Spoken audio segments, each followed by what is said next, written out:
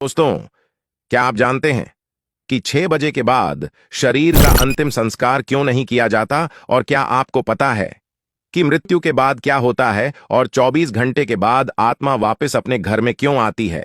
और मृत्यु के बाद 13वीं क्यों मनाई जाती है? क्या 13 दिनों तक मृतक की आत्मा घर पर रहती है?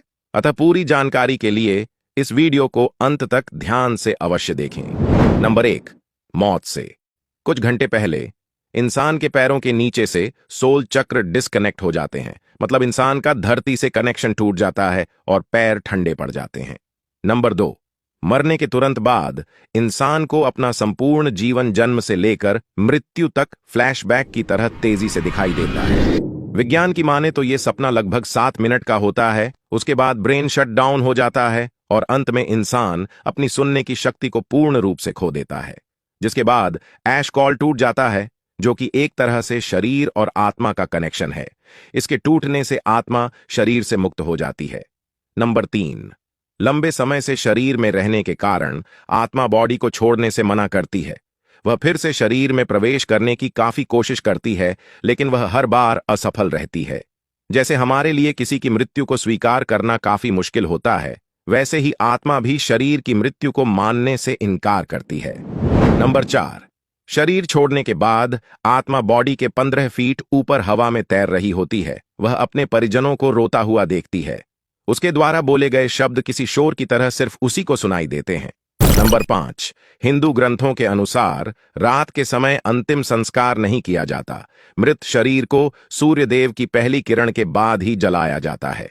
अगर किसी व्यक्ति का अंतिम संस्कार रात में किया जाए तो उसकी की आत्मा प्रेत योनि में प्रवेश करती है, जिसके बाद वह सदा के लिए हमारे डायमेंशन यानी कि आयाम में भटकती रहती है।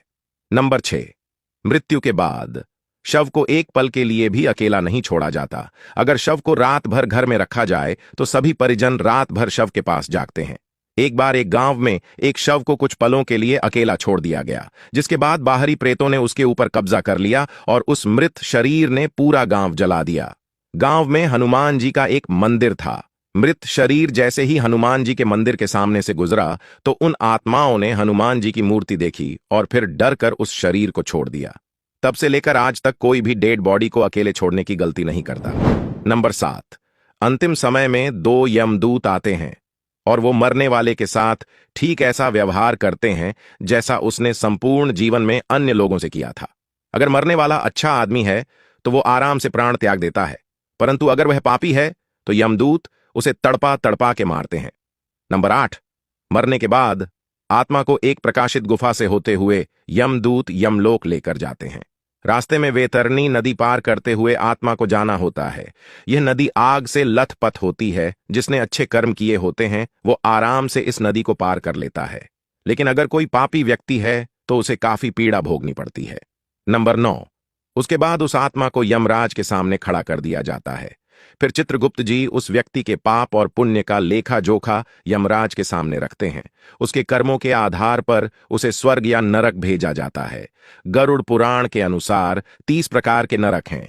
यहां बताई गई यातनाएं किसी की कल्पना से भी खतरनाक हैं। नंबर 10, अगर कोई व्यक्ति आत्महत्या करके अपने प्राण त्यागता है तो उसे और भी कठिनाई सहनी पड़ती है, क्योंकि उसने निर्धारित समय से पहले ही हार मान ली।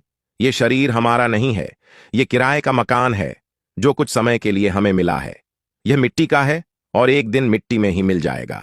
नंबर 11, गरुड़ पुराण के अनुसार हमारे वास्तविक जीवन में किए गए हमारे कर्म ही हमें नरक तक पहुंचाते हैं। अगर कोई साधु या तपस्वी है तो उसे मोक्ष की प्राप्ति हो जाती है।